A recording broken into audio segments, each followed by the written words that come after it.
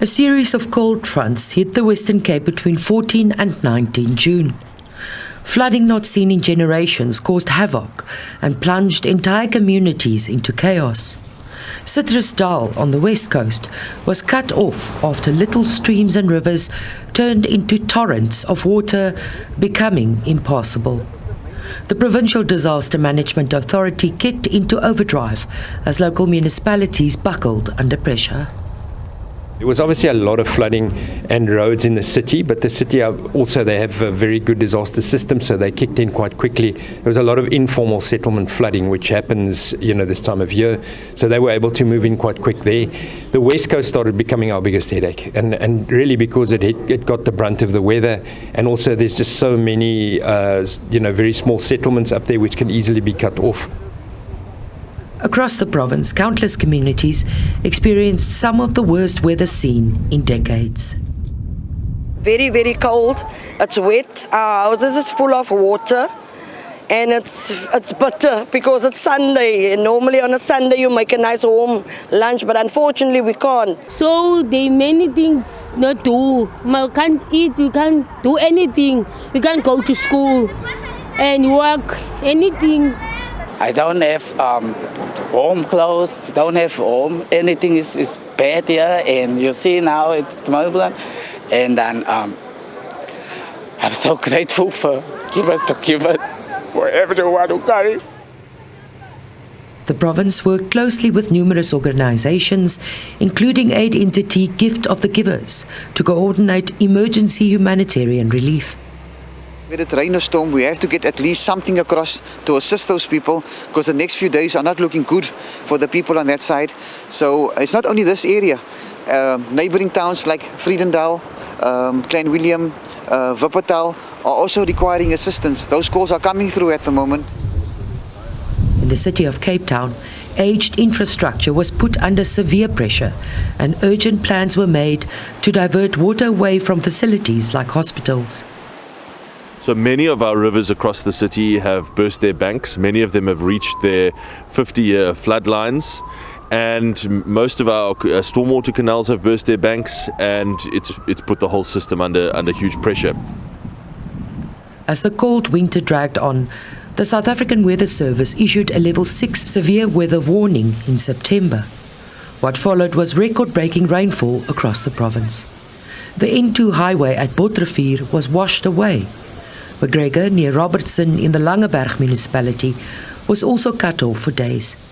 The main bridge of the road leading to the town was inaccessible. Then the dam broke and suddenly we were an island and we were trapped in a house, and they had to come and rescue us. We would not, even when it started to flood in the front, there was no way of us to getting out. And two volunteers from the village, thank you very much to them. They rescued us and they swam us through the river and everything. And as we arrived up in the village, the house was gone.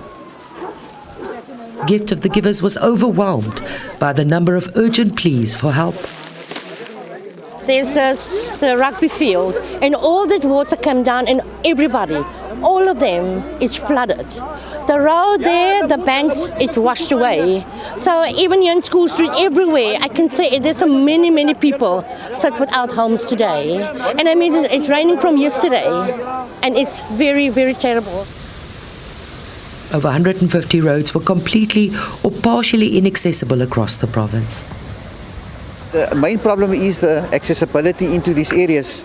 We have stretched out teams. We have to have teams stretched all over the Western Cape, and this is a problem we won't be able to solve in a day. It will take a few days to reach all these people, but our teams are on the ground ready to assist. Agriculture is a major economic driver of the province. Preliminary assessments pointed to damage in the region of over 1.4 billion rand for this sector alone. The Western Cape is responsible for 55% of the country's agri-exports. Our economic modeling shows that if you have a 5% growth in exports, you create 22,000 new jobs. And if you have a 5% decline in your export, you lose 22,000 jobs in the agricultural sector. So yes, absolutely, this has a massive knock-on effect. As the rains finally gave way, work could start in earnest to do major repairs. 5 years ago, the provincial government invested in roadwork teams within municipalities. With this disaster, it proved a major success, as these in-house teams could immediately get to work. There would have been tender processes, supply chain processes, even within a disaster environment, whereas here we have our own team. On the 25th, the rain started pouring down. By that weekend, we had technical assessments. The week after that, you started seeing machines move in here. So, and 21 days later, here we are. This really shows if we work together, and that investment really now brings to fore the groundwork that's possible. Scientists have been predicting and warning of severe changes in weather as a result of climate change. Africa is expected to be worst affected. The Western Cape government says all future planning will revolve around this serious issue.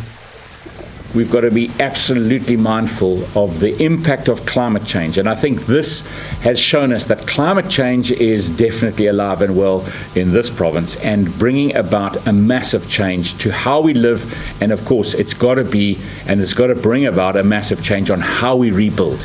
Can we rebuild bearing in mind that it is going to rain again? The first of the two major flooding events has been declared a disaster by national government, which will assist in the release of funding. Mariska Botha, SABC News, Cape Town.